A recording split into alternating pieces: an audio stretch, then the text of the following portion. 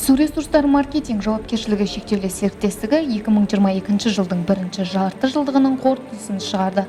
Халықпен есептік кездесуге үй және көше комитеттерінің төрағалары мен қоғам және саяси партиялардың өкілдері шақырылды.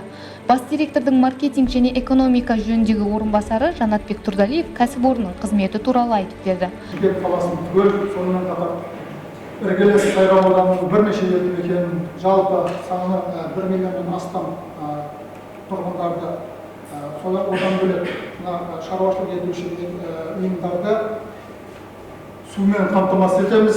Тоқтаусыз 24 сағат және сарқынды суларды бұрып, оларды толық тазартумен байланысып келеміз.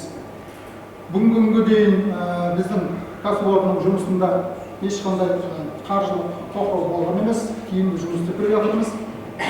5 жыл сайын 15% өзіміздің барлық табысымыздың көлемінде мемлекетке салық аударамыз.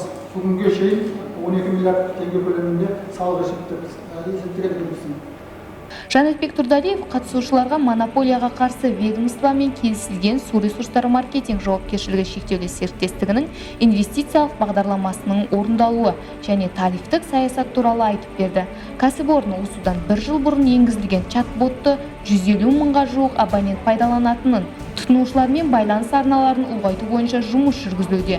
Жалпы 2022-2026 жылдары 13 миллиард 200 миллион теңге көлемінде инвестиция салынады. 2022 жылы 7 миллиард 400 миллион теңгеден инвестиция салынады деп күтілуде.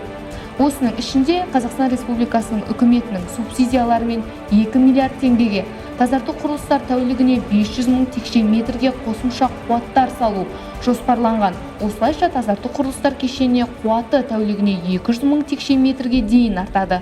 Су арнасының жұмысын 4-тен жоғары деп атаймын. Неліктен жоғары? Өйткені жетілдіруге әрқашан орын бар. Жалпы кәсіпорынның жұмысына көңілім толады. Су тұрақты келеді, қызметтер жауап береді және біздің мәселемізді әрдайым шешіп береді. Кездесу барысында Жанатбек Турдалиев келіп түскен барлық сұрақтарға жауап берді. Ескертулермен ерекше бақылауға алды. Су ресурстары маркетинг жауапкершілігі шектеулі серіктестігінің әкімшілігі бұрынғысынша қала тұрғындарын қауіпсіз және дәмді ауыз сумен сапалы қамтамасыз етуге бағытталады.